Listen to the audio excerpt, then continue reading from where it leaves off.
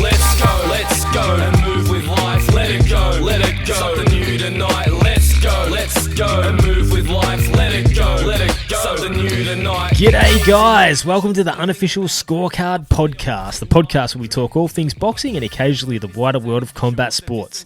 This is episode 74, and out of that intro, the word occasionally is rather poignant, being that this has become a very occasional pod, but we're coming off a 4-month break, so we're literally, I had to dust down the microphone I'm recording this on, literally had to wipe dust off it, so yeah guys, more on that in the outro if you even make it that far or care. But today guys, we are joined by the ABS himself, El Polo Loco, the Aussie Boxing Scribe, and the all-time Clubhouse TUSC pod appearance leader, Anthony Cox, making it, by my count, his 25th appearance. So absolutely in the lead by a country mile, but that's just a reflection of how much I enjoy talking to Anthony and how much I enjoy soaking up his knowledge, and I'm sure you guys do too. So guys, what did we get into? It's been a long time since the last pod. We had to leave a lot on the cutting room floor, but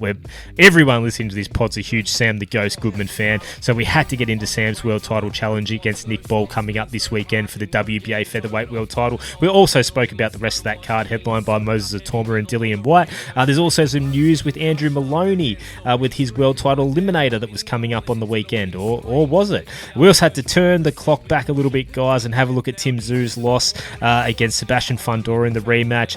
Some excellent performance from Liam Paro in his comeback. The Liam Wilson-Jimenez somewhat controversial result. Some recent results from Floyd, Masson, Callum Peters, and the like. We also look ahead to a few domestic shows, the return of Jake Wiley, and we finish it up with obviously having to chat about Canelo and Bud Crawford, and on the same day, we're Inoue and V Akhmadaliev. It's a loaded schedule, guys. Had tons of fun, as I always do, talking to Anthony, so let's keep this short and get to that now. All right, well, here I am after a long delay, which is actually the second delay of today, the second time we've tried this, but I take full responsibility. Back with the Aussie Boxing Scribe himself, the all-time TUSC pod clubhouse leader, Anthony Cox. But I've just got a question straight off the bat I just thought of. Sure. Jane. Do you know, I counted before, do you know what number appearance this is on the TUSC? I want to say 23. Oh, I counted 25. Oh, I was close to the pin. Mate, quarter century. Congrats. Which wouldn't be a good cricket score, but... And you have wasted a lot of time talking to me, so I apologise, but we're going to do it again. Why not? Right. Let's get into it. All right, mate. We're huge Ghost fans. Well, you're the one who christened him the Ghost, mate. It was born on this pod on one of your previous 24 appearances. But obviously, we've got a big one. I'll set it up. Sam Goodman moving up a weight class to featherweight to challenge Nick Ball for the WBA featherweight world title. We sort of spoke on the phone a little bit the other night, but we didn't reveal our true thoughts. So I'll throw it over to you first thing, Coxie. What were your thoughts when this fight first got announced, and have they changed now that we're only a couple of days away? I'm liking it more and more. The question for me is whether Sam Goodman can keep Ball off him for long enough. We all know he's a volume puncher, and he's going to be right on your chest, Jeff Fenech sort of style, throwing a lot of punches. Not the biggest puncher, but can make it uncomfortable for his opponents. And we saw it with Ray Salim as well, where he had a mover who, I wouldn't say shut down, but he just out volume punched him. And the question for me is whether Sam Goodman can throw enough hard shots and show enough movement to keep him on the edge of the end of his punches. I think that's really the question for me, along with the move up in weight. It's in a lighter weight classes, moving up in weight is always a difficult thing. It's it's might only be a few pounds, but percentage wise, it's a lot of weight there. Yeah, and I think they're totally valid concerns to have straight off the bat. That was one of the first things I thought of as well. I was like, oh, wow, getting an opportunity at featherweight. I mean, I still like his odds better there than at super bantam against Inoue. So it totally makes sense. But then I remembered, and this was a number of years ago, and obviously the caliber of fighter he was up against is very different. But when COVID sort of shut everything down in Australia, do you remember he fought Daniel Carr at lightweight? Yes, I do. Yeah. Yeah. And like, I'm not saying Daniel Carr is world level, but I believe he was like 6-3 at the time, something like that. He was a pretty handy domestic fighter, and a natural lightweight. And Sam didn't look to be, physically bullied around or anything like that. Again, very different levels with respect to Daniel Carr. But so that was the first thing that sort of planted in my mind. I was like, wow. And then Sam immediately went down to 122 straight after that. So he had no problem putting the weight on, or maybe just not losing weight and then jumping back down.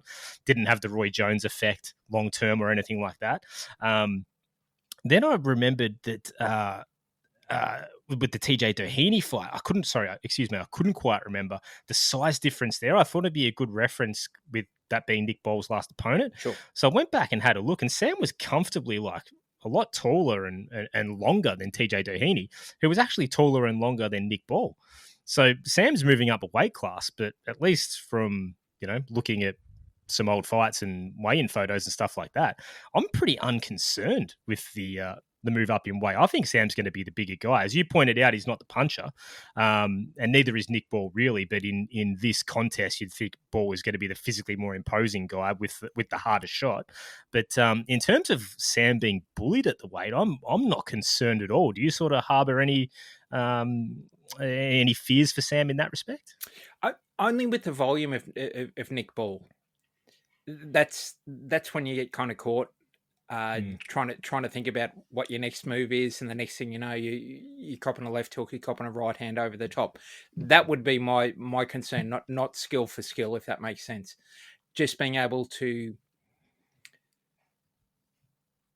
evade punches and punch back effectively, and not be overwhelmed there. And we know that Nick Ball can go for 12 rounds at a high volume pace. That's where my biggest concern is. I'm not so concerned about the size, because I think you're absolutely right. I think you certainly got the height and the reach there to go with it, the Ghost. But whether he can weather that, particularly the early storm, say through the first 4 rounds, whether he can, just on sheer volume coming from Nick Ball, that's where questions will be answered. Yeah, that's true. And obviously I'm as biased as it gets in terms of every time there's an Aussie in the ring, and I'm always just trying to explore ways that the Aussie can have success. I'm biased as hell, but I put my hands up and admit it. I'm not saying I'm not. But having said that, I still do try to look at matchups like fighter A, fighter B silhouettes as much as possible. I really do. And I tried for this one, and this is probably just my bias coming through, but hey, man, I truly believe it. I reckon Sam's feet win him this fight, and I think they win him this fight rather easily. I mean, if you had to think of a guy who's, we called Sam the Ghost because he's standing right in front of you, but you just don't know where it is. His in and out movement is so good. That's his main source of defense. He doesn't really slip punches and move his head a lot, but it's that in and out movement. I can envisage Nick Ball sort of loading up. He swings wild. He's off balance. He doesn't have the fastest feet, just falling short every time. Sam's got to be on his A game, as you pointed out, because this is a dangerous fight. But I can envisage Sam just having an absolute field day. So if I'm thinking fighter A, we won't be disrespectful, the A side, Nick Ball, short and stocky for the weight. Not a massive puncher, but very physically imposing. Not the greatest footwork, not the fastest volume, as you said, likes to throw in volume. And then we've got fighter B, who's incredibly fleet of foot, incredibly elusive when he wants to be, and clearly the better technical boxer. Well, yes. I'm picking the technical boxer all day, every day. I mean, again, that's my bias coming out, but trying to take the bias out of it. I love this fight for Sam. And I think he can win like 10-2, 11-1. I don't think he's going to hurt Nick Ball at all, but I'm massive on Sam on this, and I could be epically wrong, but this is probably the best matchup at either weight class you could get, I think. Well, certainly a lot better than Inoue. I guess the question is, Sam might even be better at the weight without Yeah. having to drain himself down. Like everyone talks about fighters moving up in weight, and we all do it, but oftentimes we see boxers become, I wouldn't say stronger, but without having to kill themselves to make the weight, that they can grow an extra leg and go, okay, my strength is going to match your strength. And I don't know if that's the case with Sam. I don't know if that old cut from that saw him pull out of the Inoue fight is going to be a factor. I don't know how well that's healed. I mean, it was quite a few months ago now, but once you've got scar tissue there, that could be anything too. No, I didn't even take that into account. That could be a massive factor. Wow. I did not even think of that all these weeks. Never even occurred to me. Yeah, that's certainly something to be, that's a great point, something to be worried about for sure. I would love to know the real story. It's so interesting that it never came out. Like we kind of have a few tiny little details here and there, but wow, I would love to know exactly how all that went down. The second time, mainly. But yeah, I guess there's probably a reason they don't want that getting out, and fair enough too. But according to Nick Ball, it was one of his gym mates that opened up that cut. Oh, that's right. They had him over there. Yeah, but I would just love to know the second time how he got cut again. Yep. Like, how does that? Yeah, man. I mean, look, things happen, and boxing's a hard luck sport. I get it, but I would love to know like the actual story of just how that happened, just out of interest, because that's man, it was a bad look. And unfortunate look. I'm not blaming anyone, but yeah, I would love to know. But how do you sort of see the style clash go, Coxy? I'm pretty bullish on Sam here. I think it's a classic bull and a matador, and I love the matador's chances in this one. Do you kind of seeing it going that way, or do you think Sam's going to have to get through a bit of adversity here as well in spots? I definitely think he's going to have to get through adversity, and Nick Ball can be a bit rough on the inside too, if that makes sense. Yeah. He's not afraid to, again, a little bit like Fennec, and not afraid to rough up a bloke, wrestle them, and maybe even be just a little bit reckless with the head. And the legs. Kicking blokes in the back of their thighs when they're not looking and stuff. John Wayne Parr would be proud. Yeah, true. But how bad was that ref, mate? If that happens in any other country, that's like an instant disqualification or a minimum 2-point deduction. The ref's just like, come on, Nick. Come on, mate. And herein lies the rub too. Like, you're going overseas to fight, and Australians don't have a great record in world title fights overseas. So those little 1%ers that are going in your favour at home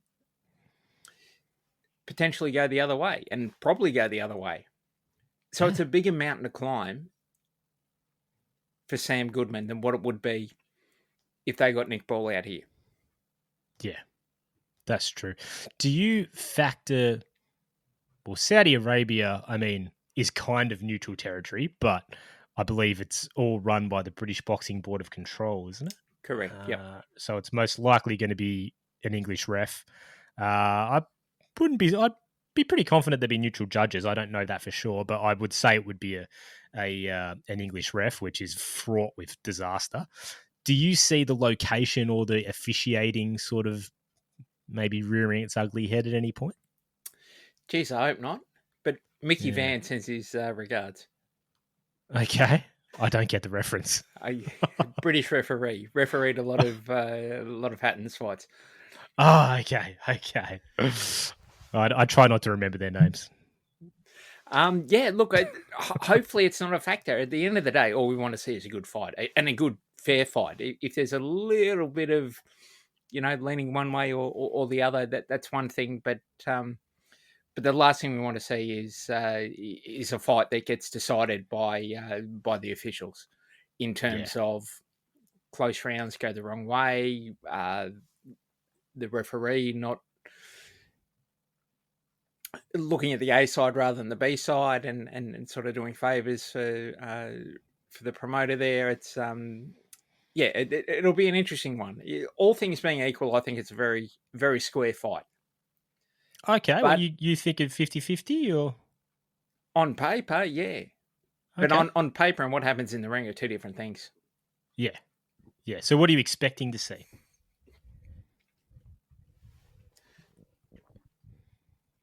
A very tough and rugged first 4 rounds from Nick Ball. Goodman trying to stand off and pump that jab and use his footwork. We know he doesn't have a great deal of lateral movement, but he can control the distance and the range. If he can get through those first 4 rounds and keep it somewhere near square, I reckon he's live. Yeah. I reckon he's live. And I also reckon that Nick Ball might be overlooking him a little bit for the big money fights down the track. Waiting for Inoue to move up or whoever. But yeah, no, it's our boy's very live in this one, I reckon. Yeah. Oh, absolutely. Oh, I'm super confident. I mean, but I don't want to be too cocky either because, Sam does hold his chin high. He always has.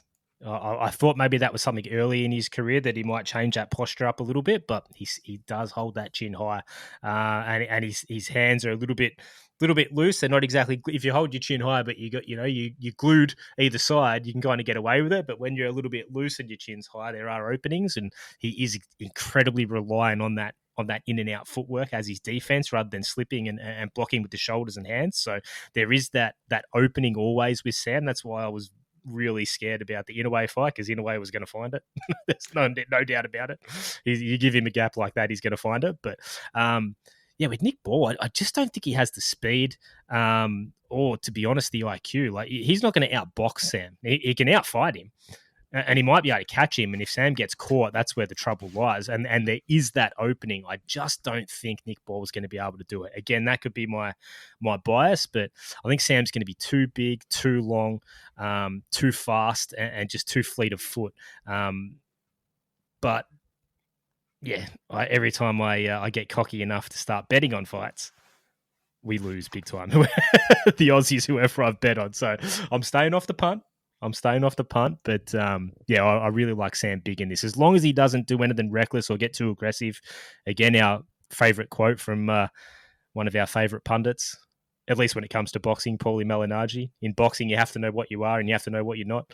And I hope Sam realises, or I hope he does turn into a puncher, but I don't think that's going to happen, especially at this weight. But hopefully he just doesn't get carried away, doesn't overcommit, doesn't get flat-footed for too long, because that's when Ball's going to come out with these wild shots from unorthodox angles. If Sam boxes, I can't see him losing.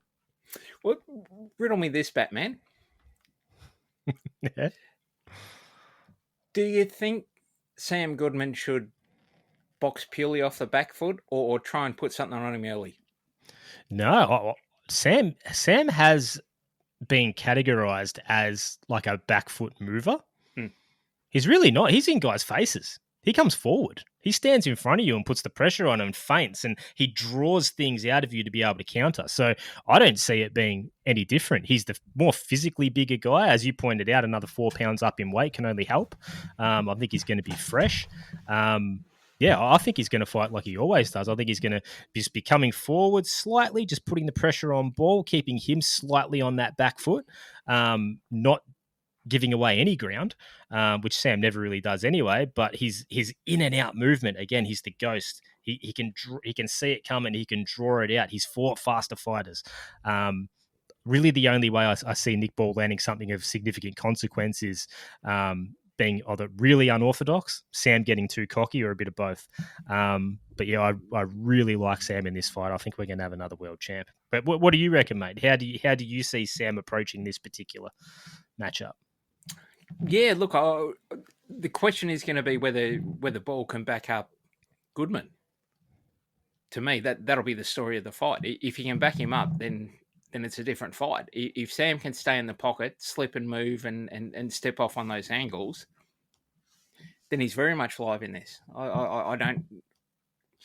I know there's been a lot of talk about Nick Ball picking on smaller fighters. I don't reckon Goodman's a smaller fighter. Not at all. No, he's significantly bigger. Yeah, and not just taller, but I think he'll carry the weight up fine. So Yeah, absolutely. I'm not concerned about that at all, really. It's just going to be about maintaining that momentum, particularly through the first half of the fight, and then hopefully coming on late. Yeah. So what's the ultimate prediction, Cuppers? The Ghost by TKO 1. Like clockwork. How did I know that was coming? No, well, look, fingers crossed. Hopefully that does happen. But no, geez, you put me in a tough spot here. Anytime I try to predict a fight, I'm a little bit like you, Zach. Mate, always goes we the other way. always get it wrong, but we're just having a chat. I think Sam can win it on points. Do you think he will? Good question. All right. Well, I'm going out on the limb. I like Sam big time for all the reasons I've just mentioned. So I can see the first round being real cagey, maybe the second, but then I just see Sam pulling away. The ultimate matador, feet too good. I like Sam by 10 or 11 rounds. I'm going to go the other way. I'm going to go Nick Ball by late stoppage. Okay. I just think there's an underrated tenacity about Ball that, despite him not having the best footwork or the biggest punch or anything else, I think his work rate will be the difference. Yep. And I hope I'm wrong. Yeah, no, it could absolutely be the case. Man, one of the rare times that we differ on a fight prediction. Historically, we're always pretty in line, but that might be our biggest differential ever. We're not going to be friends again. Oh, absolutely not. 25 and done, mate, after that prediction. But, mate, a lot has been said about this card, and I'm not exactly sure of the fight order because BoxRec always lists it out of whack. But, yeah, I don't know. It doesn't. Obviously, I'm super interested, and we are, and as Australians, we've got a massive interest in Sam and Nick Ball. But outside of that, besides sort of Moses Itauma and Dillian Whyte, which kind of has a bit of a freak show appeal to it, I can't say I'm really fired up to the level that they're kind of trying to sell this mega card as, especially as a pay-per-view. I think they've kind of missed the mark there. What are your thoughts on the rest of the card, mate? Am I missing something? Is there a particular fight on the card that, or two or three that you're excited about? Well, knowing how much of a fan of the heavyweights you are. Yes, historically, big fan. Yes. No, look, Ray Ford versus Nova, maybe a little passing interest in. But yep. But yeah, really outside of that, I don't see a lot on that card. That certainly not as a pay-per-view. Yeah, certainly not as a pay-per-view. And I know they're trying to push Itauma as the next big heavyweight hope, which is fine. Good luck to you. I'm not a heavyweight guy any more than you are. Yeah, and that's not enough for me to. I mean, I'll be buying it, of course, because it's got our boy Sam Goodman on there. But yeah, outside of that, it's a difficult sell, I would have thought. Yeah, no, I agree. There is one fighter. There's from Japan with a lot of hype. Hayato Tsutsumi is fighting a guy, Quace Ashfaq. And as I haven't done a pod for a while, and really the main reason is I haven't watched a lot of fights lately. I've just been distracted with other things. But I've kind of missed this Hayato Tsutsumi. Have you caught any of... Apparently Turkey's taken a big liking to him. He's fought on a couple of Saudi Arabia cards. Have you seen him, mate? Is there any... Can you fill me in on what his go is? Well, he was out here sparring the Moloney boys like a year ago. Okay. Yeah, so the Moloney twins know him very well and rate him very highly, and they got him out here for I want to say a year ago, something like that. Okay. Tidy operator, and just well drilled, like all of the Japanese boxers are. So that's probably the other fight on that card that if I was going to put my hand up and say, I'm interested to see this, that'd be the one. Yeah. Okay. Wow. I will definitely be marking that down and waking up early for that. And as the pro you are, Tone, perfect segue, because what we were going to be getting this weekend was Andrew Moloney, fighting in an IBF eliminator in Mexico against Argy Cortez. That, as of a couple of hours ago from time of recording, has been postponed, and I believe Andrew is already back in Australia. I have no idea what's happened. I just saw the post that Andrew was leaving, and apparently now he's back. Is there any background to the situation that you know about that you can maybe share with us, or are you as in the dark as us? No, look, I only know what I've read online as well. The date kept getting pushed back, and then the venue kept getting pushed back as well. So part of the reason, as far as I understand, is that Andrew's mum was turning 60, and they had the fight scheduled for whatever it was, 3-4 weeks ago. Date got pushed back, then the venue got changed, and he was going to miss his mum's 60th, and he just went, nah, this is the one chance that my mum turned 60, and I want to be home for her birthday. But it was more so about the change of venue and the constant fucking around. You fuck them around once, okay. You fuck them around twice, we'll try and work with you. You fuck me around 3 times, I'm coming home. Yeah. Well, when you put it like that, hard to argue with. Yeah, obviously I didn't know those personal details, but yeah, such a shame because that was a great fight on paper, a tough fight. Argy Cortez is so tough, man.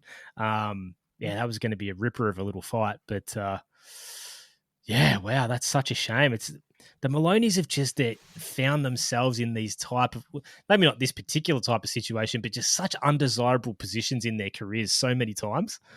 Yes. Like for guys that are so dedicated, that never put a foot wrong, that are gentlemen, that are great role models, that, they do everything right, and they just seem to find themselves, in these kind of undesirable situations more often than most fighters. It's just amazing.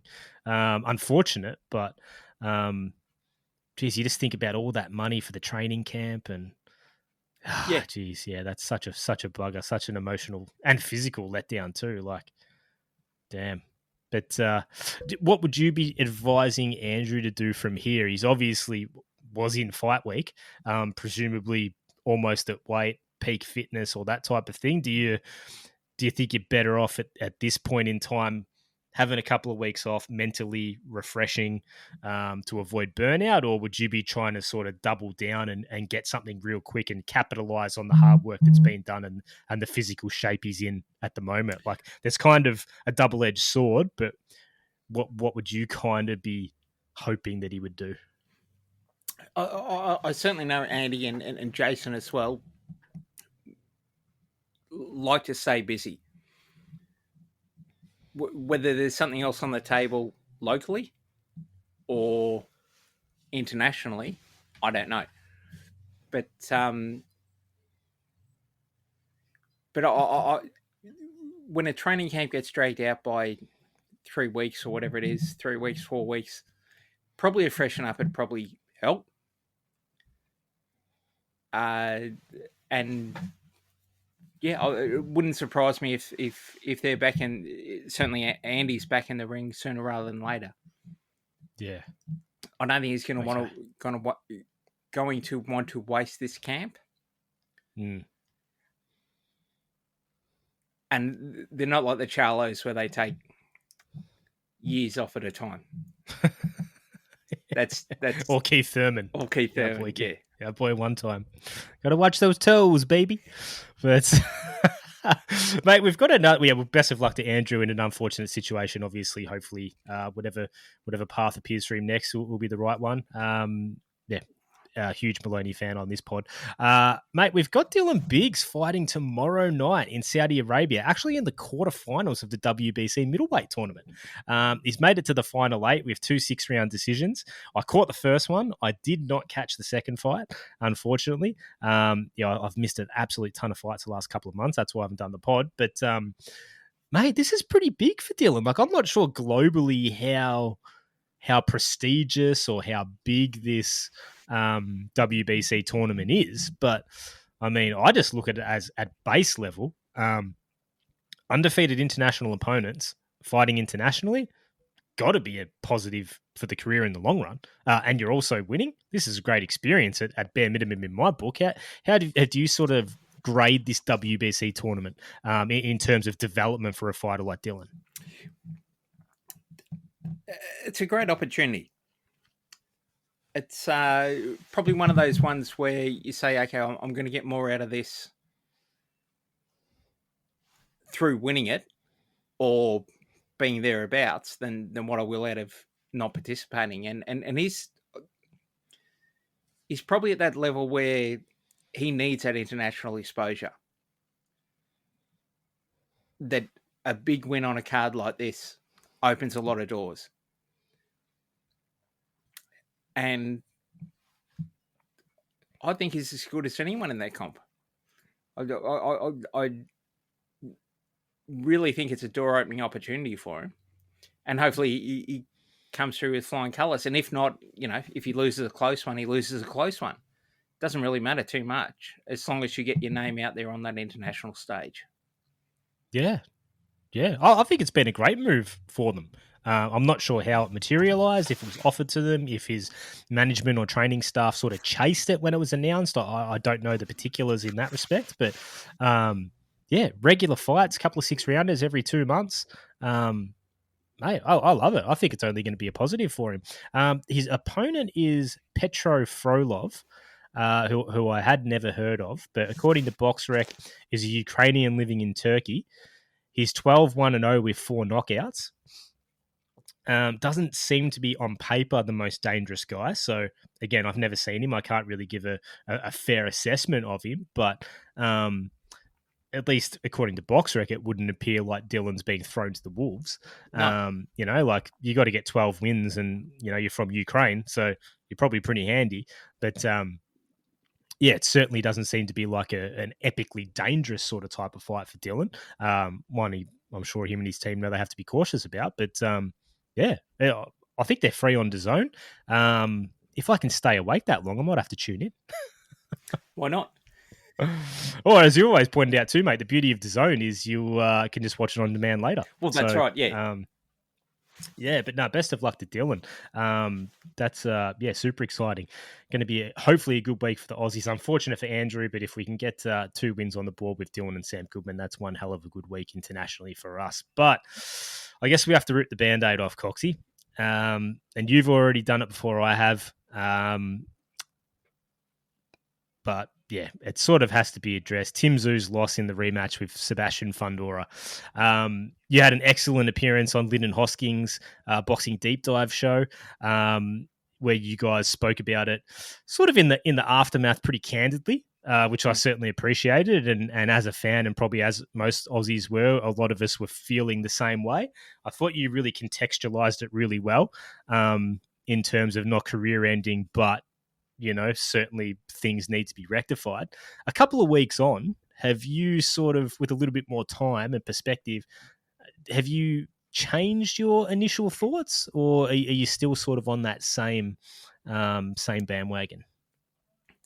Look, I guess the question at the end of the day is, where does he go from here? I don't think Fundora is the matchup for him, and Fundora outfought him in the first fight on the inside and outfought him in the rematch on the outside. Apart from a move up to middleweight, it's hard to see a path through for Tim Tszyu for a world title fight. Middleweight's quite a empty division in terms of who the champions are and everything else. There might be an opportunity up there, but he's 5'8". Or or 5'8.5", whatever he is. He's not the biggest bloke at 154, let alone at middleweight. So, yeah, a lot of decisions have to be made there, and I'm not sure what the right one is. Yeah. It's tough. It's tough. Yeah, I was just in not shock, but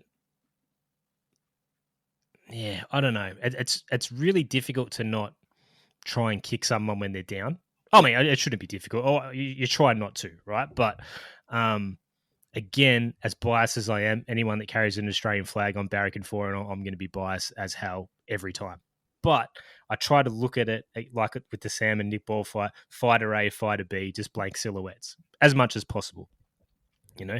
And Tim got rocked hard in the first round, and most likely very similar to the Murders-Aliev fight. He was never the same after the first knockdown, and that's absolutely totally fair. I've never been a world championship level fighter who has been rocked by another world champion level fighter, so I have no experience in that. I can't comment on it, but I would certainly believe it, and I'm sure it's happened before, and it seems plausible that happened to Tim.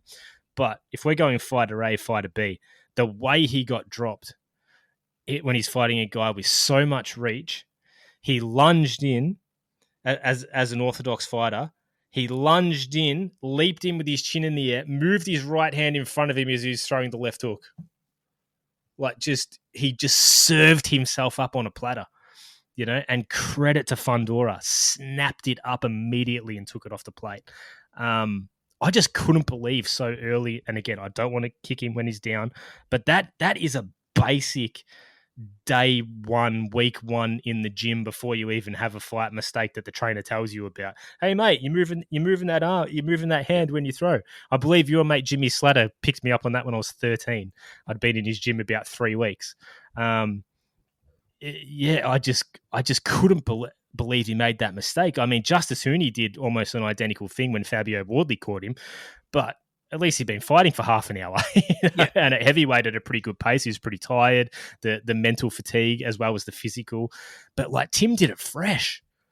Like, again, I'm not trying to kick him when he's down, but you're an elite level world-class fighter and you're making a mistake like that in the first 2 minutes. That's alarming. Like that's a serious red flag. I'm not blaming his team. At all. Maybe, you know, it's like any sport. The coach can say, all right, number 22, pass the ball to number 13 when you get halfway across the field, and then they just don't do it, you know? So I'm not trying to play the blame game in that respect, but I just couldn't believe such a basic technical flaw could be committed so early in such an important fight. Am I overstating it, Coxie? Or no? All these weeks later, I'm still just shocked that he did that. You know, I don't reckon you are. And the question is, at the kid's 30. He's not a pup anymore. How can he have carried that flaw through his entire career, and how can you change it, or can you change it?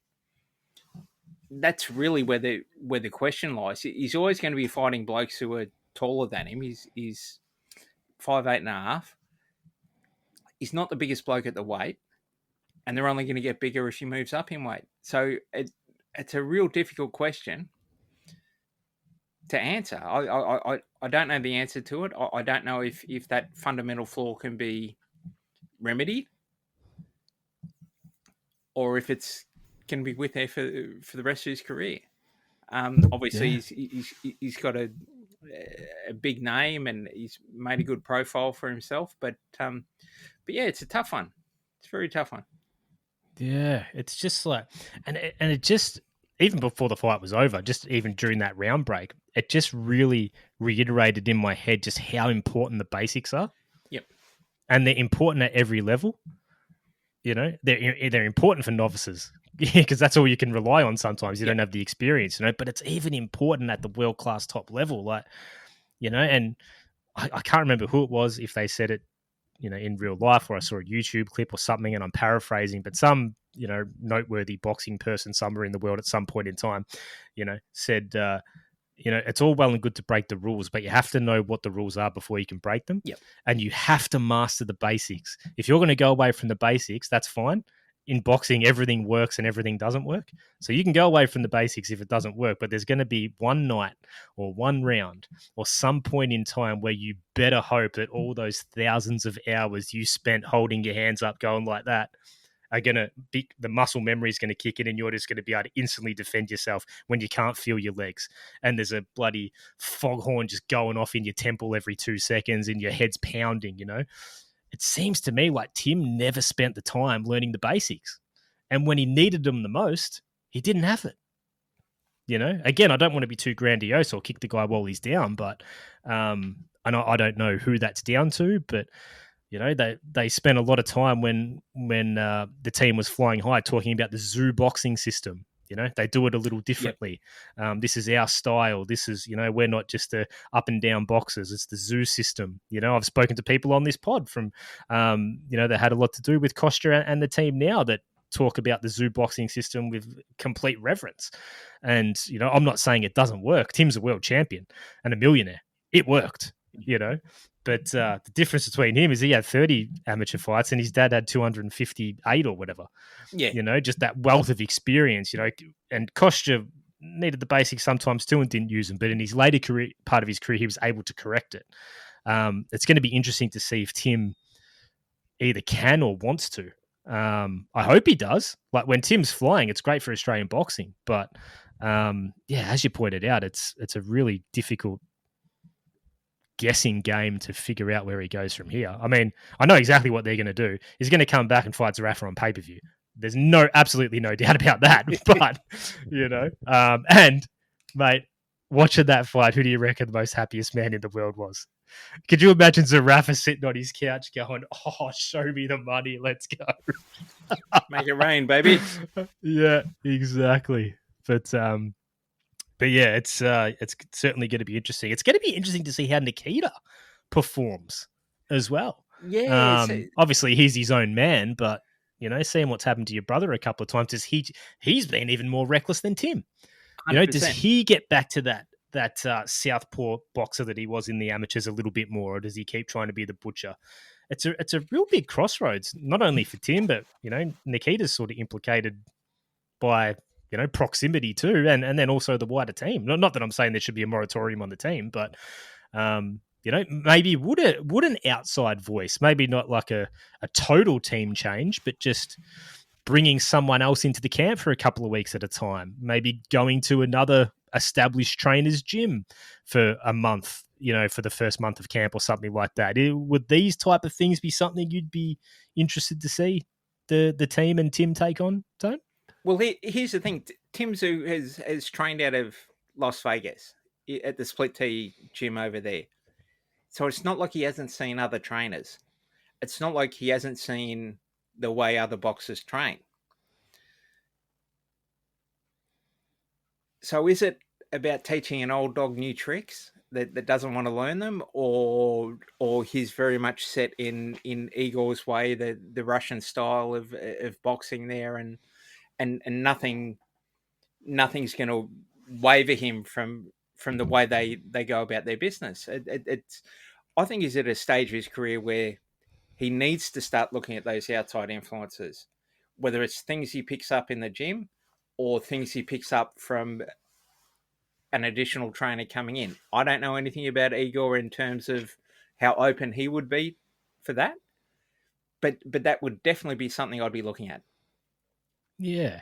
I mean, I wouldn't even say Tim has like a Russian style. It's kind of like their own thing. They do their own way. That's why I always thought Tim was very different to Kostya. Very different. I was always surprised when people would say he looks like Kostya, but in terms of style, I never thought they were similar at all.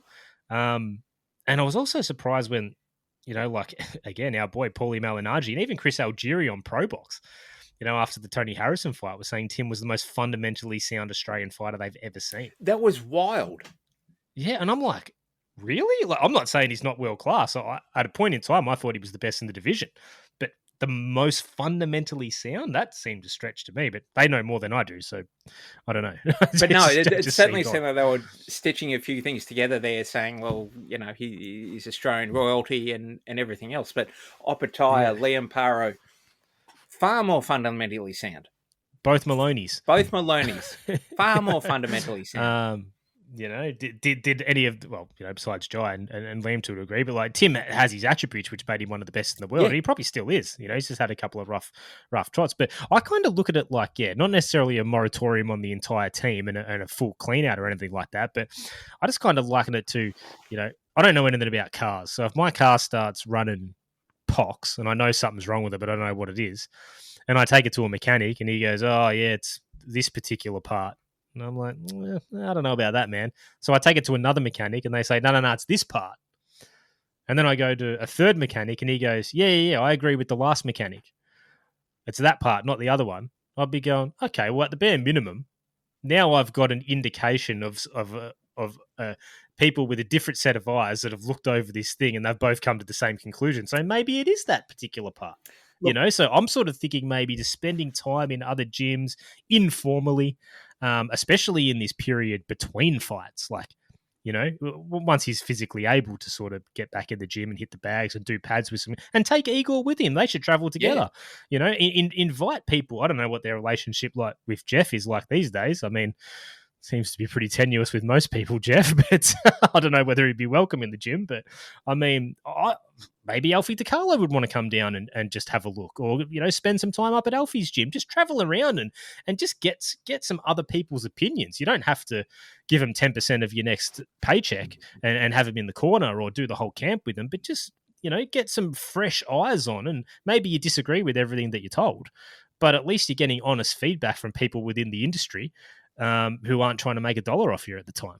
And I don't know if that's even possible. I'm not sure. You know more about how high level interpersonal boxing relationships work, but than I do. I'm just guessing. But I think more of a collaborative approach might be, it might be a bit of an ego check at times for them, but I think it ultimately would help them in the long run. You got to look at yourself in the mirror sometimes, even when you don't want to. And I think that's kind of where they are at the moment, at the bare minimum. Not saying they have to split or it's over or retire, but, certainly something's not working when he gets to the top level. So that needs to be addressed. Yeah, I agree. And again, I'm not a mechanic, but that's a spark plug issue. Well, but you can fix any tractor. I can fix any tractor. Massey Ferguson, John Deere, the whole lot, mate. I'll get them lowered like this. But Tony's from the country, if anyone hasn't picked up on that. So. Part-time farmer. But that, absolutely, I think some fresh eyes on. When I say fresh eye, the question is, are his bad habits so ingrained that even fresh eyes won't help that? Yeah, but it's not going to hurt. It's not going to hurt to have someone go, same thing. Keep that one up there when you're jabbing. Yeah. If you've done it for 100 years, it's going to be very hard to change. But I don't think there's any problem in just trying to tighten up. I don't think he's a million miles away, if that makes sense. No, not at all. It's just tightening up some of those little, let's face it, defensive flaws. He's a beautiful counter puncher. He's got great timing, and the only thing that I see similar to him with Kostya was his timing. Yes, not his style, but his timing. That's where he succeeds. But in terms of applying a game plan, as soon as Fundora went long, he didn't have an answer. He was just lunging in with punches, and it got worse round after round after round after round. No, there didn't seem to be a plan B to combat Fundora's length. And Fundora, before that, really didn't fight long at all. Used to fight in that middle range, bang.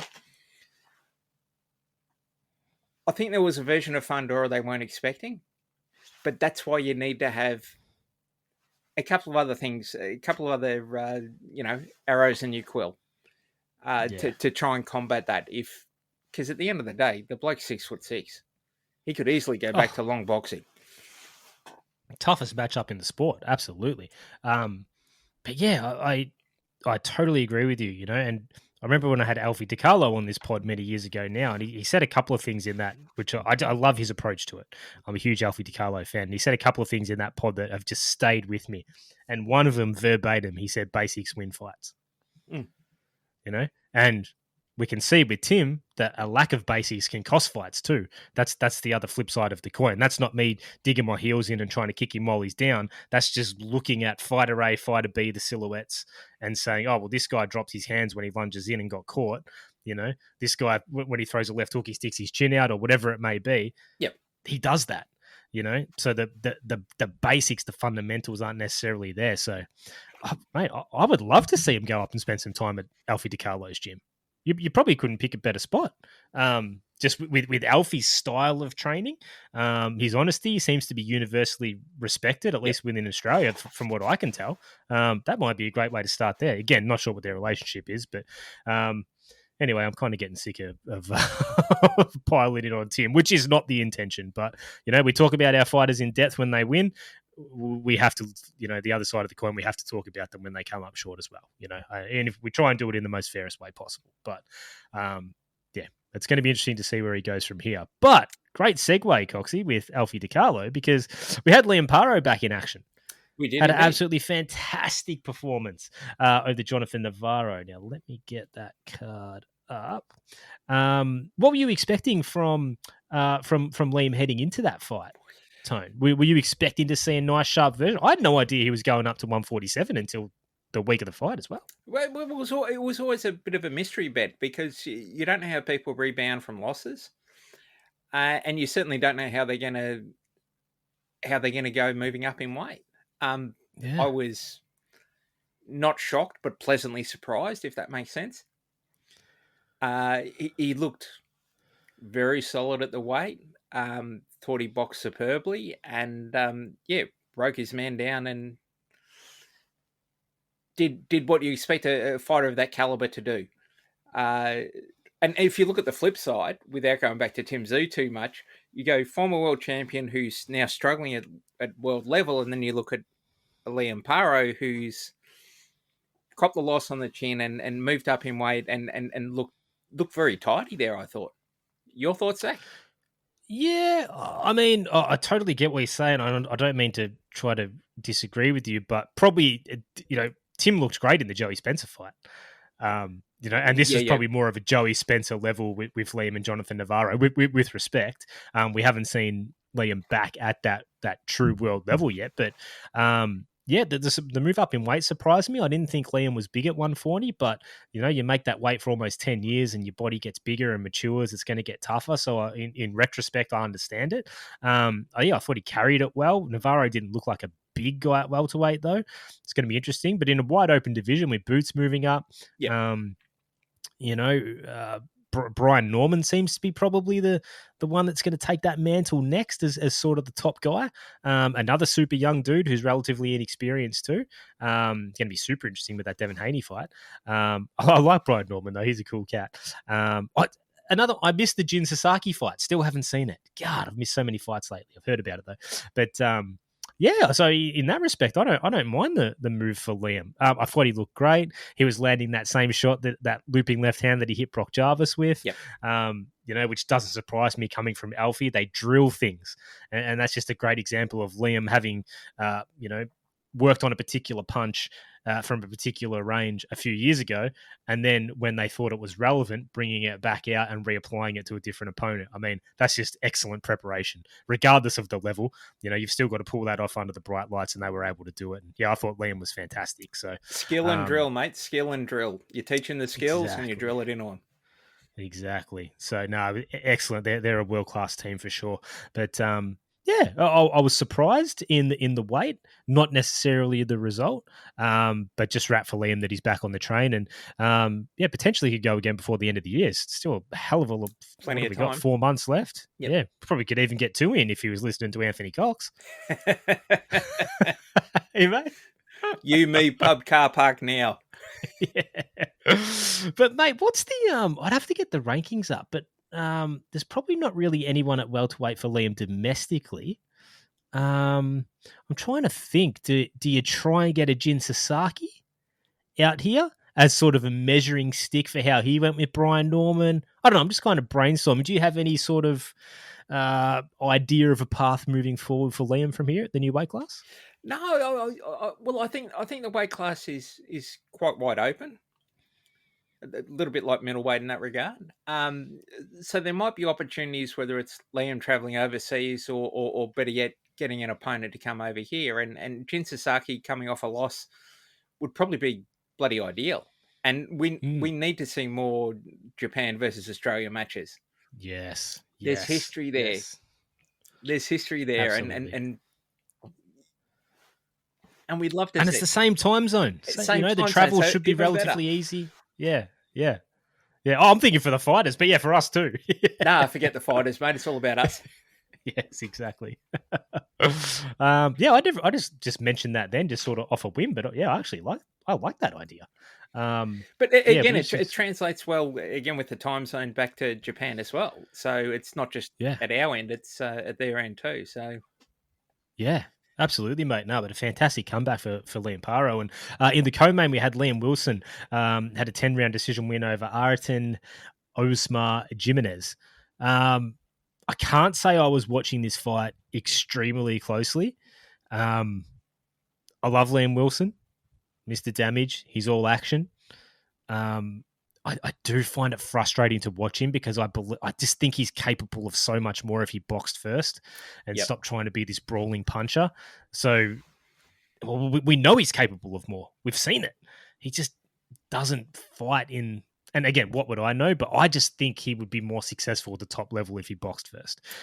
So I have to admit, I did kind of zone out in patches, looking at the phone, all that type of thing. I didn't watch the full fight with 100% attention, but I did think he was very lucky to get that decision from the 60% of attention that I paid to it. I'm sure you paid much more attention than I did. What did you sort of make of the result when he got his hand raised? To be honest, I probably did the same thing you did say. Look, I mean, the question is, again, where does he go from here? He's a tough motherfucker and can crack, but he can also box really well. And we've spoken about this plenty before, plenty of times on the pod before.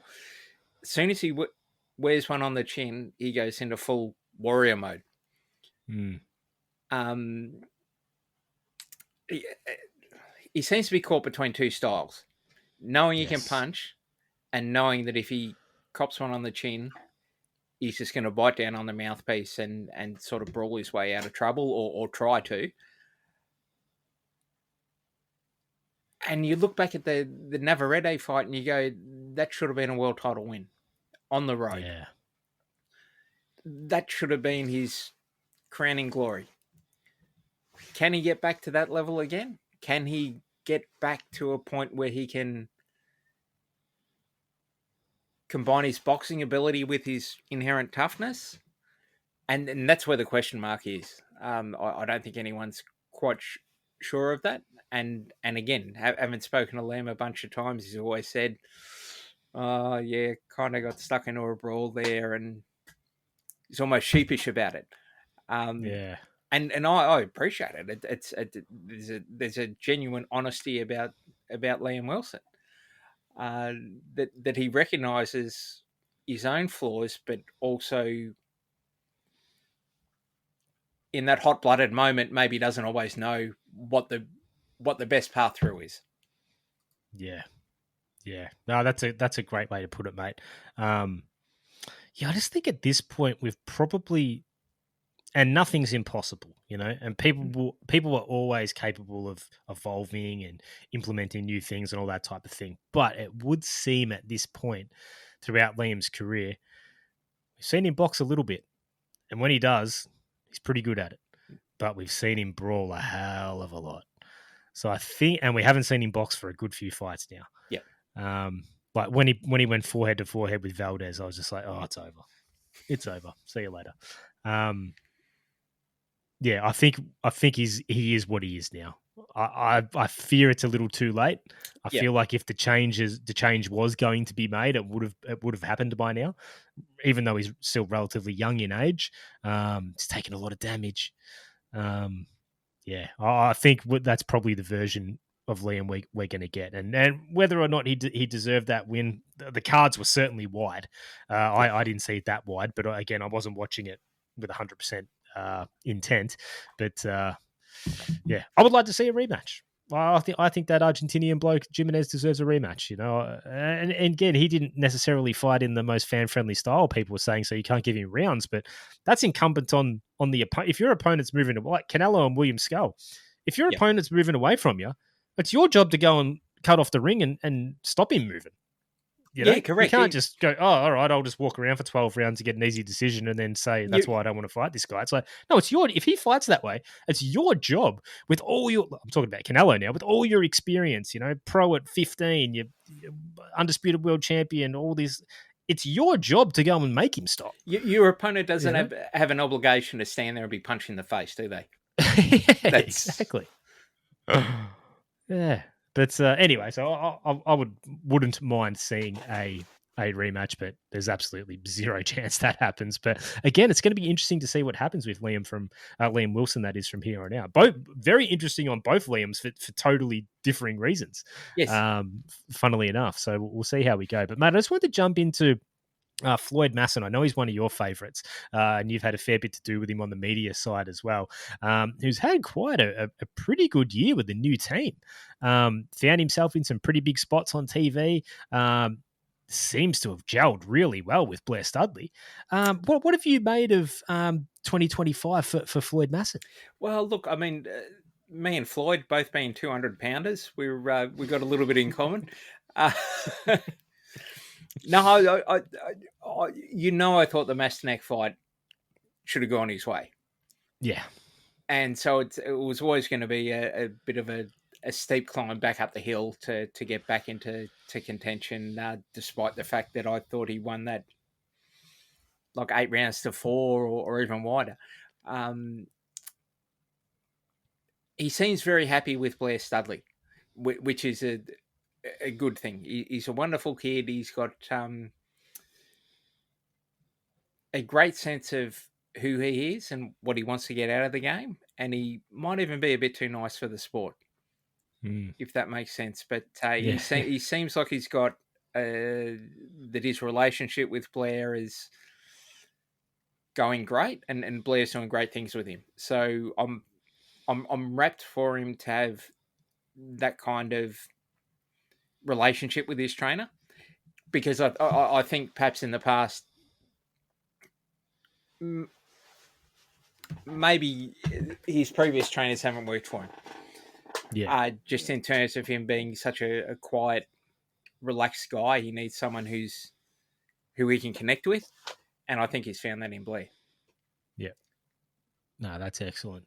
But yeah, mate, well, it's been such a great year for him, and another fighter, it's been a pretty good year for him for different reasons, and it's very hard to gauge. But Callum Peters, you know, fair to say, had a couple of soft touches first up. Yep. All credit to those opponents getting in with such a highly. I think he's ranked number 1 in the world in the amateurs now. Callum Peters probably is at 75. I believe that to be true. I'm don't quote me.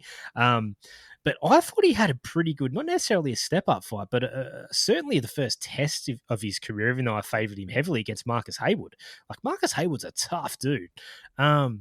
Callum Peters ran through him with ease. Did that quite impress me? Were you impressed, Cocksy, or do you just expect so much out of this guy that it was kind of whatever?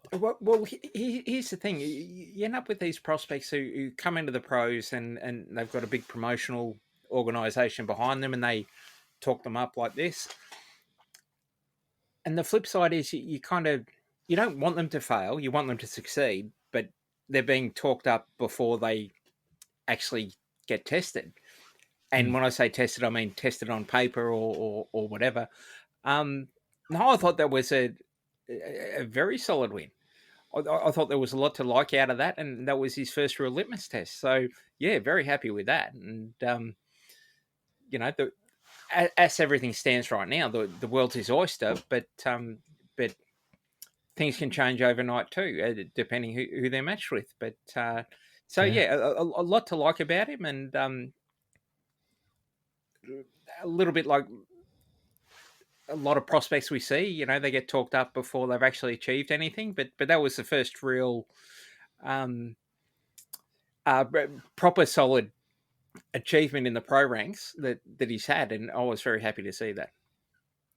Yeah. Obviously, it's still way too early to tell his full ceiling in the pros, but man, it's going to be an exciting ride. Well, we've bit of a theme of the pod so far has been sort of technical defensive flaws.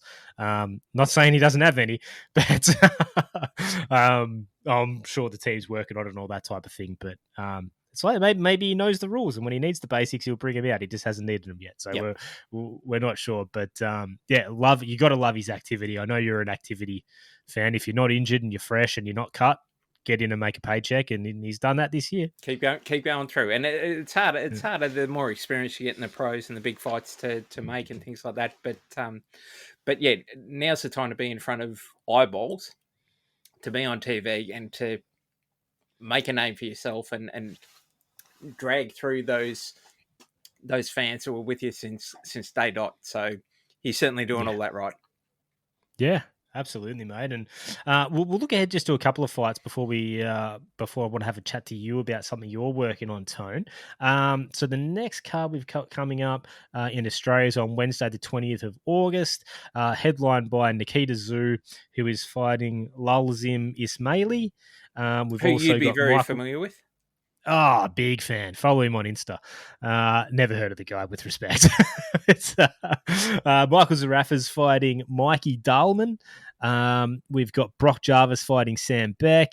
Ahmed Redder fighting Bruno Tarimo at super lightweight. Yeah, correct. Bruno Tarimo at super lightweight. Okay.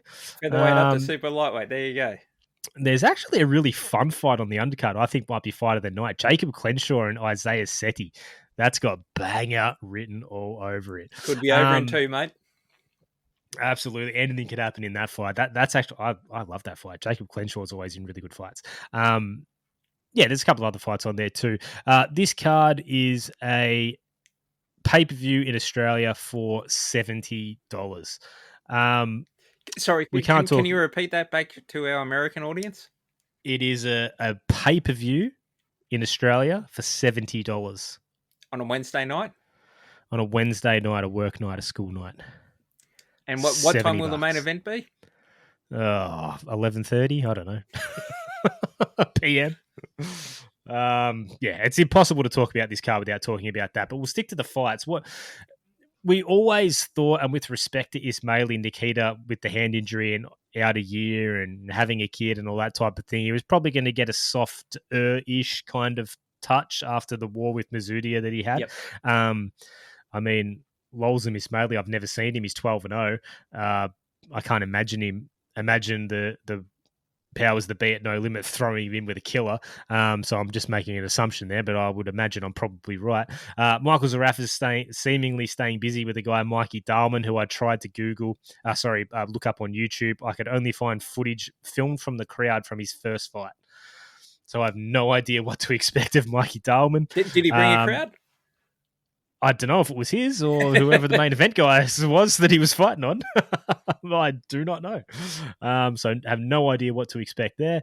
Brock Jarvis and Sam Beck, I think might be a good fight. I don't know where Brock Jarvis is these days after Thurman, really lit him up.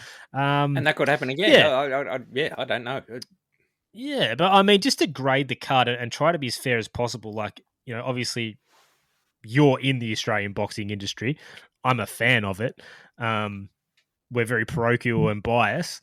But if this was a card in England with their level of fighters and it was a $70 pay-per-view, we'd be going, what the hell are these idiots doing over there? That is insane. I have to apply the same logic here. These fights are of mild intrigue at best, and that's with no disrespect to the fighters.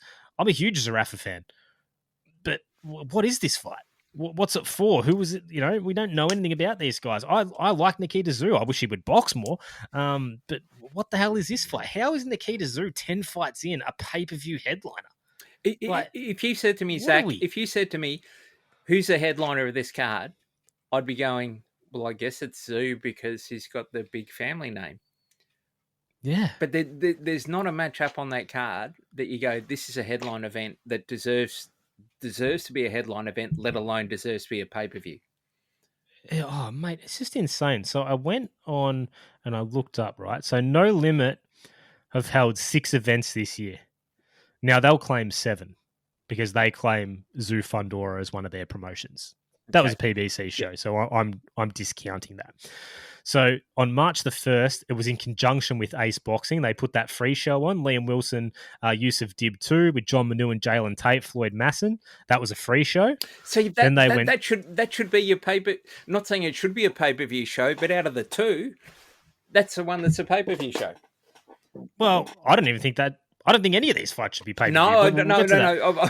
I'm saying out of the 2 cards, if there was one that should have been, maybe that one. But yeah, pretty similar cards just in terms of matchups.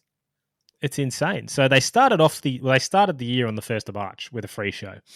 And look, are we being critical? Yes. But are we being critical of the biggest and best promoter in the country? That's what they say. Yes, we are. So when you're sitting at the top and you've got the best TV deal and you've got the media conglomerations with the newspapers and the reach that you have, you're sitting at the top. You're the AFL.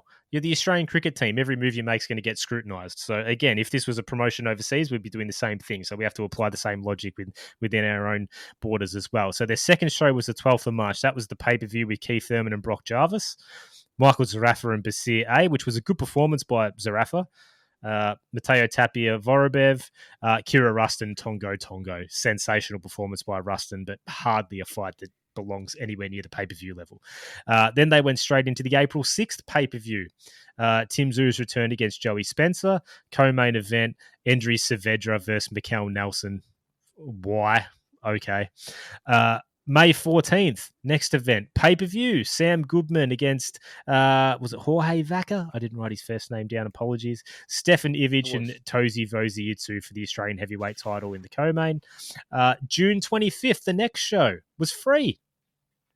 It was a good show. Paro Navarro, Liam Wilson, Jimenez, Vegas Larfield, Kira Rustin, Callum Peters. Excellent. August 20th, the 6th show of the year, another pay-per-view, the one we're speaking about now, Nikita Tszyu, Lolzum Ismaili.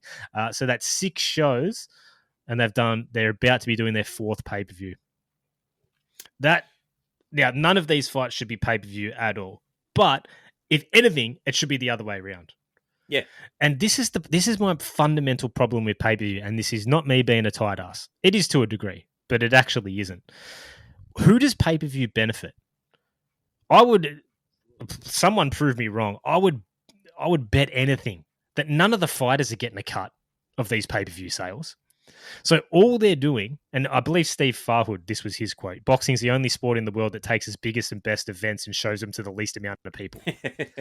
Like, all No Limit want to do is make boxing up with rugby league and rugby union and up with rugby. They want to build it. But you're doing the opposite of what the mainstream sports that you want to be are. Why don't the NRL make round 13 a pay-per-view? Why don't they make the preliminary final a pay-per-view?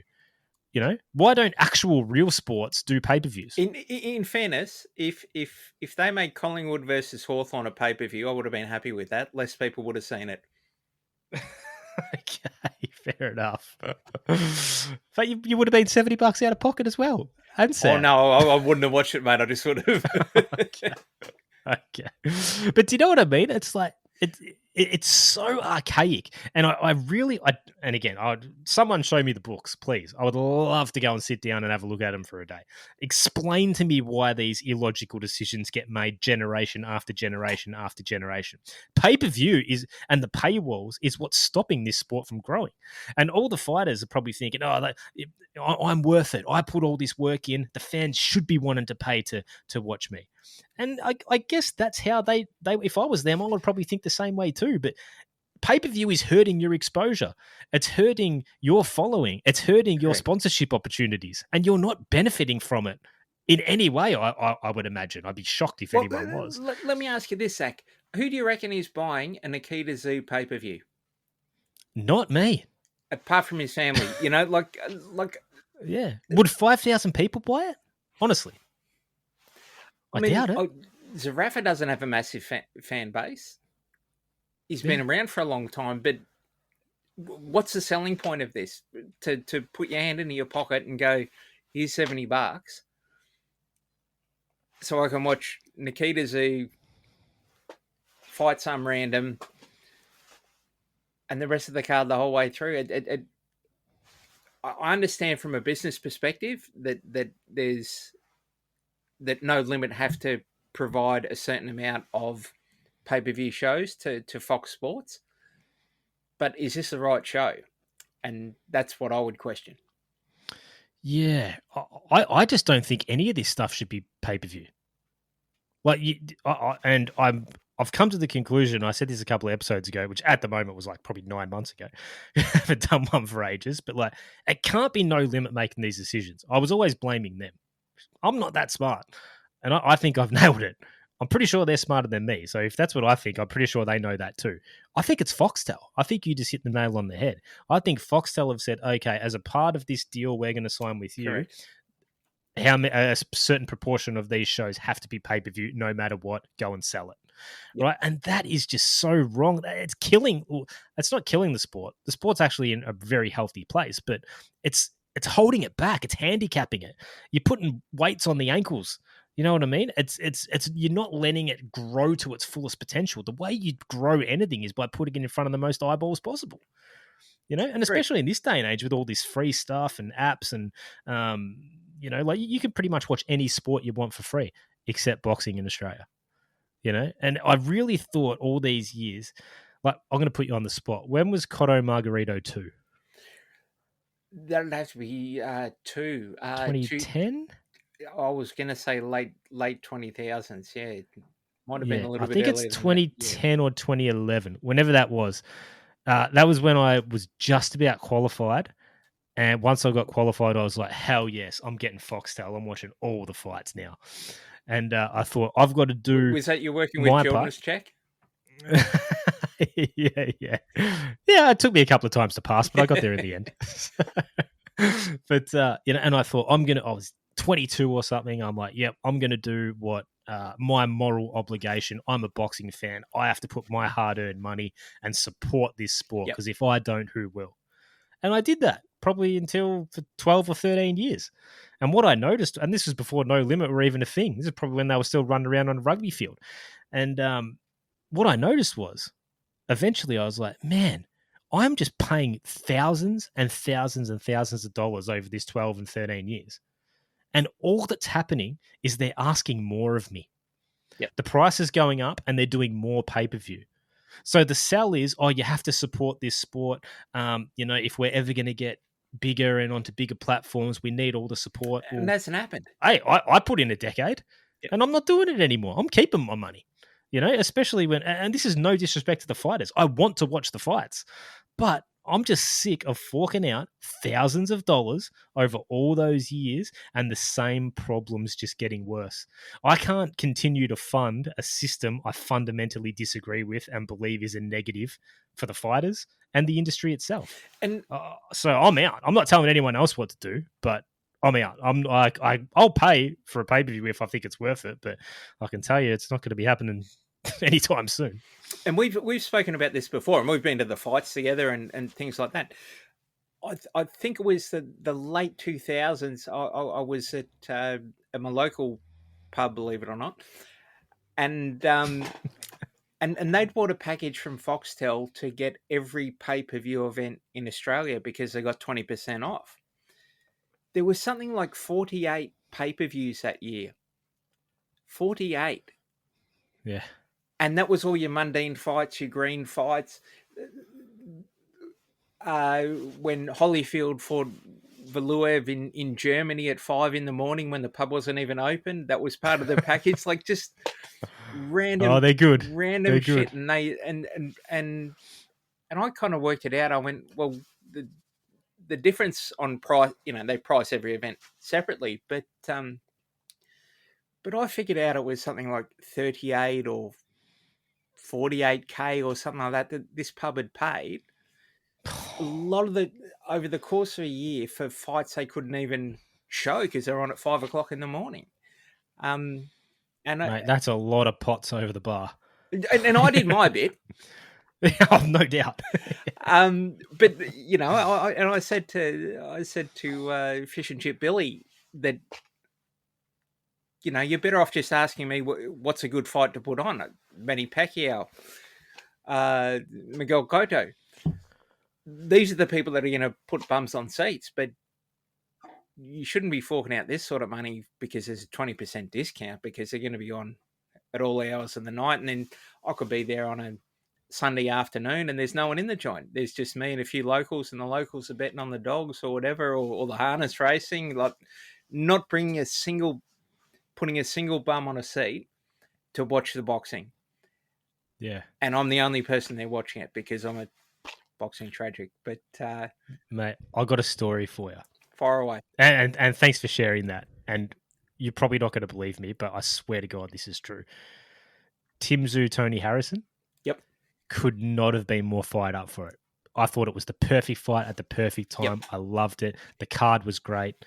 Again, shouldn't have been a pay-per-view, but that's neither here nor there. It was. I said, I'm not paying for it.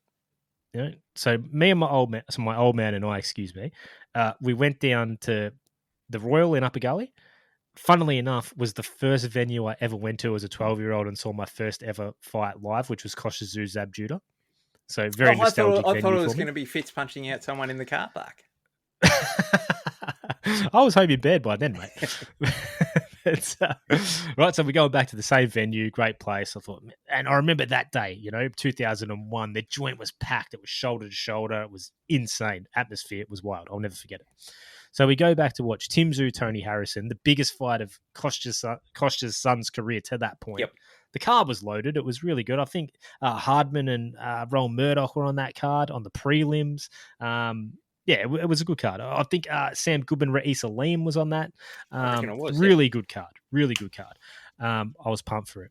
Mate, I swear to God, Fitz and I sat on a table directly in front of the big screen, and there was 5 other people there. So there were 7 patrons for the entire card, and I was 35 at the time, and I was the youngest by about 30 years.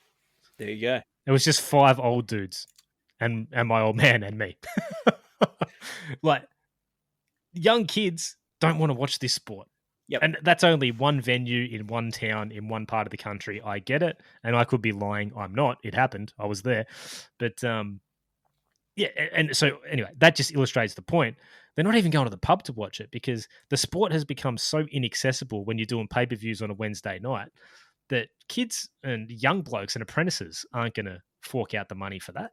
Yep. So they're not going to watch it. So then when the big events do come, they're not following it because they're already distracted or they've gone to another sport that's more easily accessible.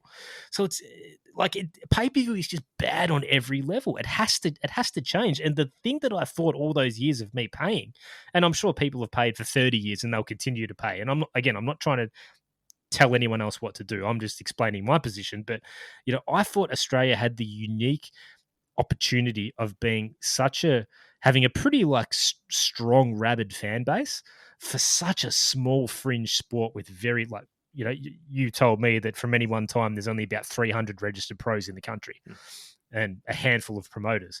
But for such a small country and a small talent pool, we do have a very sustainable industry. So I always thought Australia is the perfect market that could change away from a pay-per-view model, or it's small enough and strong enough to be able to try different things. Ace Boxing have been a great example of that with their deal with 7plus. It ultimately didn't continue to run, but they tried. We really could try something. And I'm pointing the finger at Foxtel specifically. I'm saying, forget this pay-per-view model. It doesn't work. It might line your pockets temporarily and probably not even with that much cash. It probably just pays for the outlay that you've paid the rights for, you get your money back or whatever. Invest in this sport. Give No Limit a year. Give them 2 years. Give them 3 years and put everything on Fox Sports for free, but still give it your media push. And then see where this sport can go there. That's what no one's ever done. All they do is they take the short money and the easy way out and put it on pay-per-view. And That doesn't lead itself to growth. I want them Correct. to get some balls and actually invest in the sport. And I wouldn't even mind if they went, okay, pay-per-view if you want to watch it live, and then put it on Foxtel for free a week later. That'd be brilliant. Yeah. That'd be the nice sort of medium there to me. If they want to take a slow transition across to a non-pay-per-view model and then start looking at the numbers from there. But the way it's going at the moment, and it was terrible in the Green and Mundine days where you had that many pay-per-views and everything was on pay-per-view. But the market's changed and Foxtel need to adapt to that. Maybe that change happens now that DAZN have taken over Foxtel. When that comes into play, don't know. But hope so. Yeah, fingers crossed, mate. Bloody oh. All right, that's our pay-per-view rant for this episode. We'll do one on the next episode, though, for sure. There's one every time, mate. But good luck to the fighters competing on that card, nonetheless. But so mate, let's look ahead. Oh, actually, I've got a good one for you. This is going to be a blast from the past, but there is a fight happening on the 23rd of August from Lagos, Nigeria, featuring a man who hasn't fought since 1999. Who is still undefeated with a much maligned history. Geez, you've put me on the more so outside of the ring. It's pretty tough, I'm not going to lie. Australian boxer? No. An African boxer. An African boxer. He might be from Nigeria. I would have to look Harry that up. Simon? Inoue Ibuchi's back. Oh, of course. Inoue Ibuchi has not fought in 26 years, and he's back, man. Giddy up, sweetheart. So, shout out to the legend Tim Boxeo if anyone wants to watch it. Tim's your man. Speaking of Tim Boxeo, I heard that his favourite man, Chris Lovejoy, lost on the weekend. Oh, no. Damn it. Shattered. Tim will be devastated. Oh, well. Head up, Tim. Back on the horse, brother. We still got Ike, mate. We still got Ike. Yeah, absolutely. No, shout out to Tim. What a legend. Glad he's back doing his thing too. Gone for too long. But, mate, we'll jump in just a couple of fights at the end. Both on the 14th of September. What a banger of a day. Got the big one. I never thought it would actually happen, but it's signed, and I'm kind of getting a little bit excited for it. And guess what? It's not pay-per-view. Unbelievable. What a concept. Canelo's defending the undisputed super middleweight title against Terence Crawford, going up 3 weight classes. Mate, as we're sort of getting closer, we're a month out, is your intrigue starting to sort of surface more so than it was? I remember talking to you earlier, and I was very much the same. We were kind of like, what is this fight? But as it gets closer, are you getting a little bit more excited? Nah, look, dude. If I can't pay $70 for the fight, not interested. No. Well, you can give me $70 if you want. Oh, sure. Replicate the feeling. I'll rip you. That'd take me winning $700 on the punt, by the way. But which is, yeah, I am. I've warmed to this fight. I really have. I think Canelo is tipped over past his best a little bit. The weight thing still kind of bothers me a little, but I reckon it's the right timing for Crawford, if that makes sense. I'm not saying he wins it, but I think the weight difference will be negligible come fight time, just based on where they are in their careers. It'll be interesting. And as we said about Canelo versus William Skull, he couldn't cut off the ring against him and just followed him around. Mm. And Crawford's the wrong guy to do that too. If you're not able to cut that distance and make things happen, then it's a very open fight to my view. How about yourself, Zach? Where are you sitting on it now? Man, I'm really in two minds. I see both schools of thought, and I agree with both. You know, I agree with that point of view that at this point in their careers, Terence Crawford's the more highly skilled boxer, but he barely fights. Yeah. You know, I totally agree that Canelo's. I wouldn't say he's dipped, but he's plateaued. Yes. He's going to continue to be what he is until he inevitably does dip. Still pretty darn good though. But yeah, he certainly hasn't been lighting the world on fire probably since the Caleb Plant fight. Was that 2021 maybe? Somewhere 2022? around there, yeah. Something like that. So I definitely see both sides. I agree with the people that say that, you know, Crawford struggled with Madrimov and the size and was getting hit with those right hands. I kind of look at that a little bit more as Crawford being like, who's this Madrimov dude? All right, what? I got to fight him for a fourth title? Okay. I think it might have just been a little bit more of, with respect to Madrimov, Bud taking it lightly. Yep. You know, and just wanting to get a fight in another year past the career best performance against Spence. And then I also think of Canelo, and I'm like, what is the motivation for him? And I rarely kind of look at these angles. I always just try and do everything, you know, silhouette, how the styles match up, recent performances in the ring, the stuff that we can see and we can actually judge. Yep. You know, we don't know training camps. We don't know how they feel personally. We don't know what's going on in their head, but we can see what they do in the ring. That's all we can go off, which is kind of unfair. I get it why fighters don't like it, but that's all we can go off. But I reckon with Canelo, he seemed to be so steadfast against taking this fight when it was being mentioned, you know, before he initially agreed to it. And I'm thinking, well, if you're that against it, you've got to convince yourself that there's a reason to take it. Sure. And I reckon that he's thinking, well, the last time I fought a smaller guy that was the better boxer, I didn't put the foot down and I didn't go after him, and that was Floyd. Yep. You know, he was a deer in the headlights the whole time, and that was Floyd's greatest ability. Floyd did that to him. But Canelo never, you know, as the Americans would say, sold out. Canelo never put it all on the line and just went after him. He tried to work his way in nice and cute behind the jab and throw combinations, and he never went for it. I reckon this is kind of his opportunity with Bud, if he's losing a boxing match, to prove that he can go for it in that respect. You know, maybe sort of set aside some of those demons. I mean, it's pretty hard to have demons when you're sitting on about 400 mil or whatever, you know. But I'm just trying to think if there's something in his brain, because he seems so not motivated to take it, even though he knew it was going to be a lot of money. So maybe there's an angle for him where he's like, all right, I'm going to go out there. I'm going to let everyone know I'm a super middleweight and this guy's a welterweight, you know, really put it on this dude and make it physical. But then again, he didn't do that to William Scull either. So I kind of just threw a whole lot at you there, Tone. I didn't even really answer a question or make a point, but I don't know. The fight's happening. We'll see what happens. No, exactly. And I don't mind the fight. It's two of the biggest names in the sport. And you got onto something there about the lack of activity from Crawford too. And Crawford's not a young bloke. What is he, 35, 36 or something like that? He's older than Canelo. Yeah. He's 38. You know, so how... I could be wrong. Jumping up, you've had one fight at 154.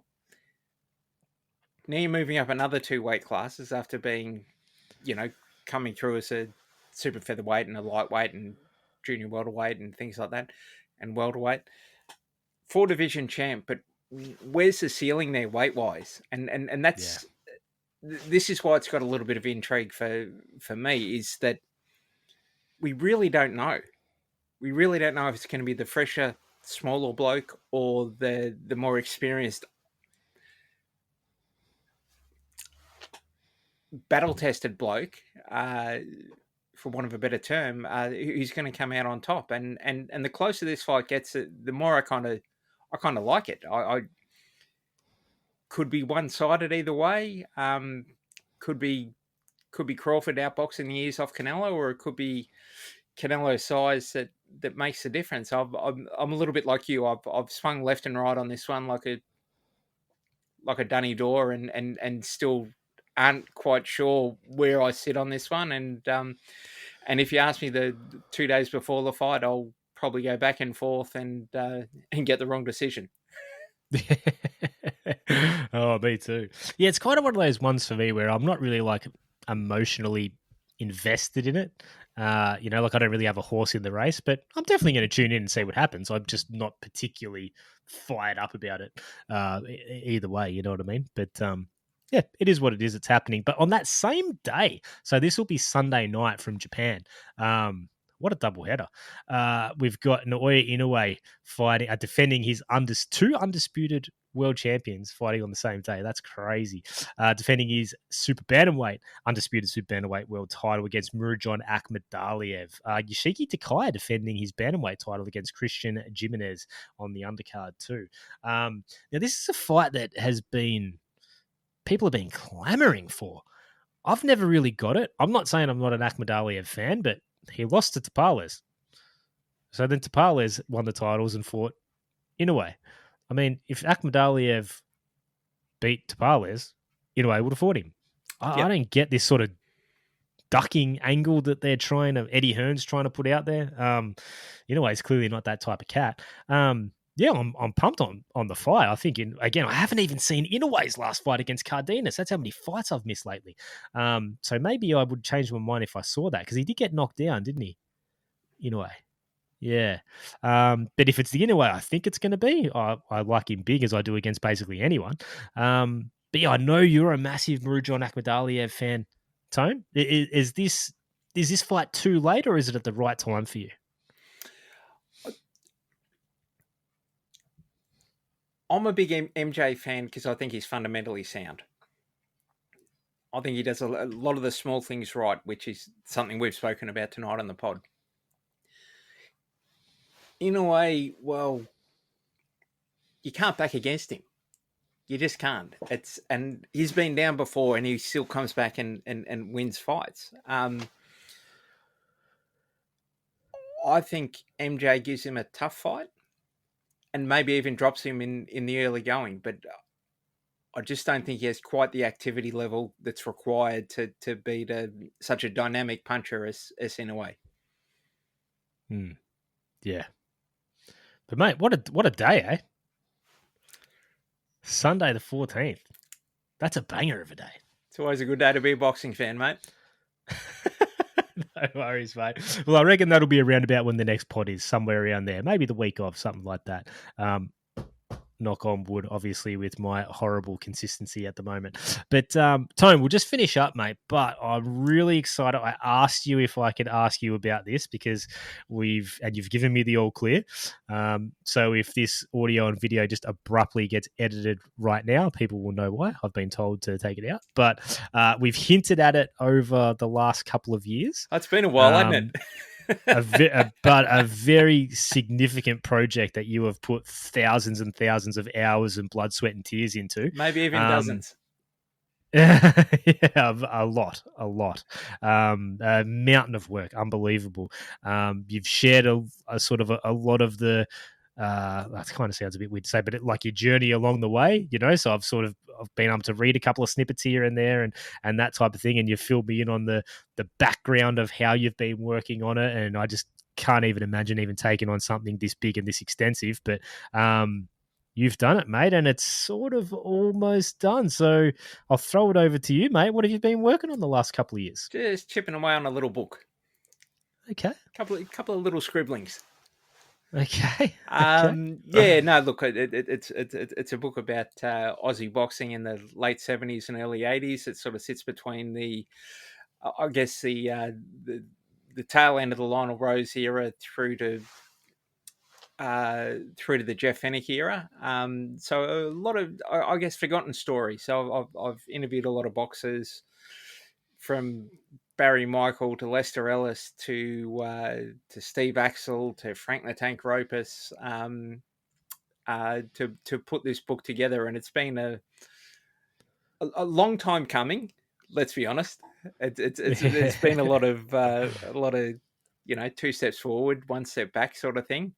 But we're finally getting close. I've got the front cover printed, and it's called the Brawl at the Sydney Opera House.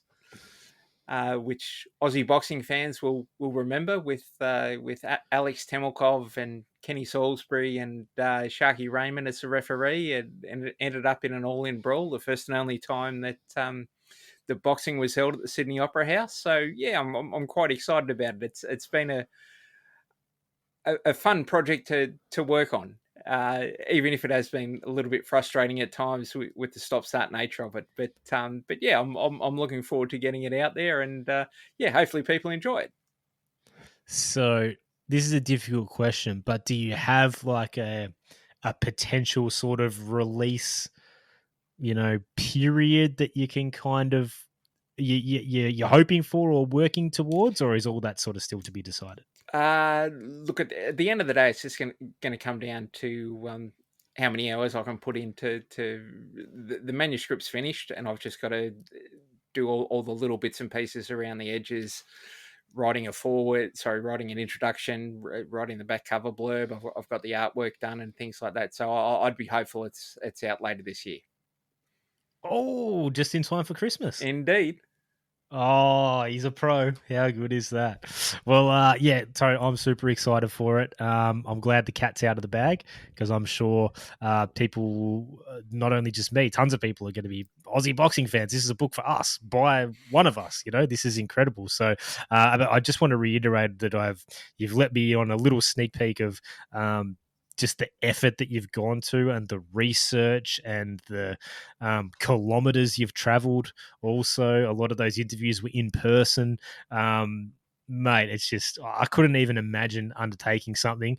And I know you've done an incredibly thorough, detailed job, and you've done the fighters and the participants and the officials and the sport a true credit. And from the little parts that you've been lucky enough to share with me, I know that you've presented everything in the correct light that it should be, and represented that era. The way it should be, because it was a golden era. And that certainly reflects it in your writing, mate. So I'm super pumped for it. Yeah, I'm glad it's coming towards the end, because So I could tell there was a little bit of frustration there along the way. But, mate, if it was easy, everyone would do it, and it's incredibly difficult, and that's why you're the man for the job. So exciting times ahead, mate. So make sure you keep us posted with a potential release date. But I might have to pick up a few for a couple of Christmas presents. That's going to be perfect this year. Why not, mate? No worries. All right, Tone, we'll finish it up there, mate. Number 25, you've done it. On to 26. Book it in, son. All right, so thanks, No mate. worries. Bye. All right, guys, and that was episode 74, and my chat with the legend, the Aussie Boxing Scribe himself, Anthony Cox, making his 25th all-time appearance on the TUSC POD. Man, the clubhouse leader, by a mile. That was awesome. So much fun. Always have a ball and learn a lot when I'm getting the fortunate opportunity to talk to Anthony and pick his brain about boxing. He's one of the good guys of the sport. As always, the links to follow along with Anthony's work are in the description of this episode. So all you have to do is click away, and there couldn't be a better time, because we've hinted for quite a few years that Anthony has been diligently and tirelessly working on a pretty amazing project. And from what I understand, although there is still a little bit of water to go under the bridge yet, we've never been closer to the finish line. So that's a bit cryptic, but I would say if you haven't followed along with Anthony and you're interested in this particular project, I would say now would be a great time to get on board. And yeah, you would really be supporting one of the good guys of the sport, and someone who's been incredibly generous with their time and knowledge to not only me, but to a ton of people in the local boxing scene and globally too. So yeah, shout out to Cocksy. He'll definitely be back on again in the future. And yeah, you guys will be able to listen to him again, no doubt, on this here pod. So guys, we literally had to pull the cobwebs down, wipe the dust off the microphone, all that stuff, whatever metaphor you want to use. It's been a while, 4 months. So yeah, guys, a totally unintended break. Yeah, nothing bad happened or anything like that. Yeah, all very much first world problems, just in the middle of a renovation and, stuff in storage, bloody stuff all over the joint, staying with my parents in the interim. Yeah, again, not complaining, all first world problems, but yeah, essentially it was just busting my ass every weekend for the last couple of months. trying to get the renos done, which meant working after work and Saturdays and Sundays and that type of thing. So really the reason for not doing the pod, guys, is I've missed so many fights. There's so many fights I haven't watched. Like, I still haven't even seen Inoue and Ramon Cardenas. Inoue is like my favorite fighter. I haven't even seen his last fight yet. So I was like, man, how can I host a boxing pod when I literally haven't even seen the fights? So yeah, like I said, guys, it's first world problems. I'm definitely not complaining, but I just had other things I had to prioritize. But it looks like things are coming to a close on that front. So hopefully, I'm going to be getting back to a more regular boxing viewing timetable, if that makes sense, which is basically just watching fights every weekend. That's what I want to get back to. So as long as I'm watching the fights, guys, I'm keen as hell to get back on the pod with some more regularity. And I just want to shout out a couple of people that sent me messages and emails, and a couple of people from overseas actually too, which blew my mind. That we're just wondering what was up with the pod, if it was finished, if it was coming back. I didn't even really think anyone would notice, to be totally honest. So for people to take some time out of their day and message and send through and just ask what's up. We're keen to get the pod back. What's going on? Man, that meant the world to me. I really didn't even think anyone had noticed. So to those people that reached out, massive thank you. You certainly lit a fire under my ass and got me pumped for the back end of the year and really try and finish strong after that unintended break. But sometimes you just got to prioritize certain other things, but now we're back. Now we prioritize the box the way it should be. So, guys, if you want to get in contact with me, you can send me an email at TUSCPod@gmail.com. That's tuskpod@gmail.com. If you want to throw a tweet at me, you can do that at delivery_man2. Also got the TUSCPod Insta if you want to jump on there, but as I always say, I just post when there's a new ep. So, not like super groundbreaking content or anything like that, guys. But if you want to jump on, you certainly can there. So, guys, this weekend, massive, massive good luck to the Ghost, Sam Goodman. God, man, imagine if we can get another world title on Australian soil before the year's out. That would be so amazing. So, a massive, massive good luck to Sam and the rest of the team over in Saudi Arabia on the weekend. And, guys, most importantly, enjoy the fights. Hopefully, I'll be talking to you in a couple of weeks. We'll see how we go. Fingers crossed. But I'll chat to you then. Well, let's travel, may add up the change.